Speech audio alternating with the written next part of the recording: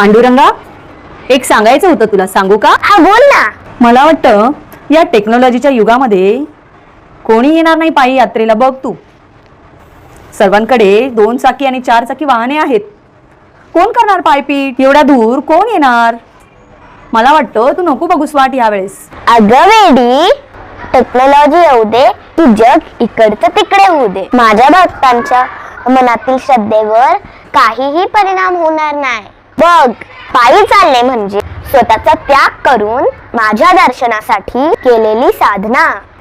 साधना नाही, कठीण साधना. माझ्या दर्शनासाठी कधीच कंटाळा करत नाही. तुला बघायचंय का? ते बघ.